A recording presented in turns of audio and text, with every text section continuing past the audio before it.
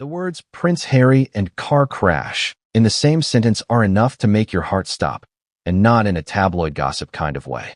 It hits differently, because when you hear those words, especially car crash, and you remember who his mother was, your brain immediately jumps to that dark tunnel in Paris. That night, that grief, that global gasp that never really faded. Before we continue, please hit the like button, subscribe to the channel, and turn on the notification bell for updates. So when news broke that Prince Harry had been involved in a car crash accident, the world held its breath. Was history repeating itself? Was this karma, coincidence, or something more sinister? That's where our story begins. But don't worry, this isn't about recycled trauma or cheap sensationalism. This is a raw, emotional, human story. About fear, fragility, family, and the strange burden of being a royal trying to live like the rest of us. And yes, it's about that crash. Let's take it from the top. A royal day like any other. Until it wasn't. It started off ordinary. Prince Harry, the Duke of Sussex, but also just Harry to those who know him, had spent the afternoon attending a quiet event on the West Coast. Nothing dramatic. No Netflix cruise. No PR storm.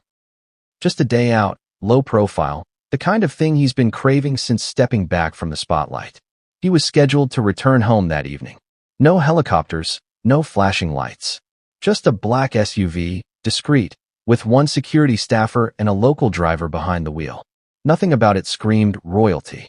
Nothing about it felt unsafe. Until, according to reports, it did.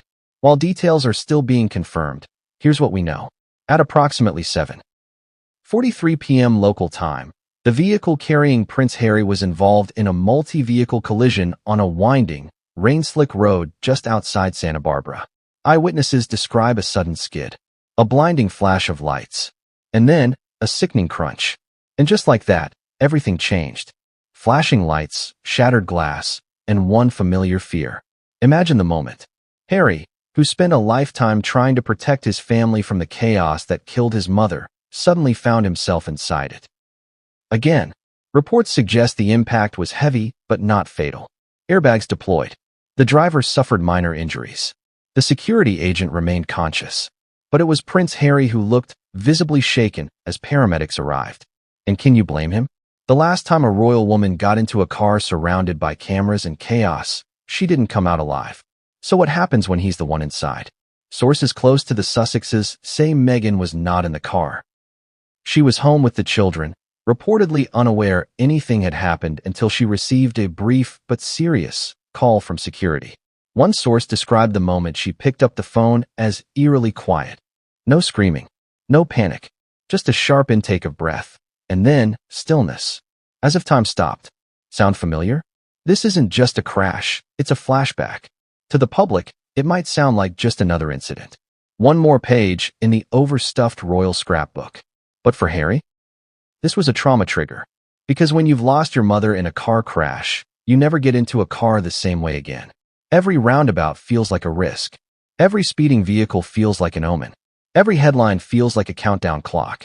And now, years later, oceans away, he's once again crawling out of wreckage. Alive, but not untouched. Sources suggest Harry refused full medical treatment at the scene. He insisted on going home to Meghan and the children first. It wasn't pride. It was urgency. As one insider put it, he needed to hold his kids. That was it. Nothing else mattered. You feel that? That's what grief does when it lives in your bones. The irony of trying to escape the spotlight and still getting burned. Let's take a moment here, because we need to talk about the crushing irony in all of this. Harry left the UK and his role as a senior royal to protect his family, to escape the circus, to build a new life away from the lens that killed his mother. And yet here he is, once again, hurt, surrounded, speculated upon. Is it possible that no matter how far he runs, the ghosts of the monarchy still ride in the back seat? One royal commentator said it best. Harry walked away from the firm to avoid losing what Diana lost. But fate doesn't take orders. Powerful, right? And whether you're Team Royal or Team Sussex, this isn't a time for sides. It's a time for empathy. Because trauma doesn't care about crowns. And neither does car wreckage. But wait, was this just an accident? Now here's where things get messy. Because almost immediately, theories started flying. Some say it was just bad luck. A slippery road. A distracted driver. Others? Not so sure.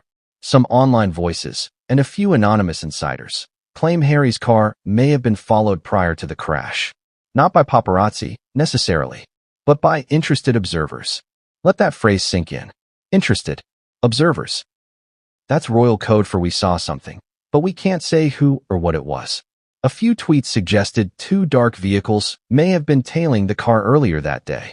Others hint at the Sussex's ongoing concerns about security, even in the US. Of course, there's no official confirmation. But then again, when has any of Harry and Meghan's story followed official channels? The crash that reopened every wound. Here's the real heartache. This crash didn't just damage a car. It reopened the conversation Harry's been trying to have for years. What does it cost to live freely when your name isn't yours anymore? Because every time Harry tries to live normally, a hike, a drive, a dinner, the risk is never normal. And this crash? It proves it. He wasn't drunk. He wasn't reckless. He wasn't fleeing a club at 3 a.m. He was just trying to get home. And still, he crashed. Still, the headlines came. Still, the world leaned in, asking, what happened this time? Meghan's silent response says everything. Here's where things get even more human. Meghan Markle has remained almost completely silent. No statement, no quote, not even a repost. But according to those close to her, she's deeply shaken, protective, fierce, and, perhaps understandably, furious. This isn't just her husband. This is the father of her children. And after everything they've already been through, racism, lawsuits, global humiliation, Netflix-fueled backlash. This was supposed to be their quiet life, their peace. And now, it's broken again. One insider shared a quiet but powerful line reportedly said by Meghan behind closed doors. It's not just his trauma anymore. Now it's our children's. And that hits hard. So, what happens next? Right now, there are a lot of moving pieces. Local police are still investigating the crash. The other drivers are reportedly cooperating. There's no sign of malicious intent, officially. But you can bet your last scone that security around the Sussex family is about to tighten. Harry's already been vocal about how unsafe he feels, especially when visiting the UK, where his police protection was revoked. This incident only strengthens his case. Will this reignite the legal battle over royal protection? Will Harry finally cut ties with public appearances altogether?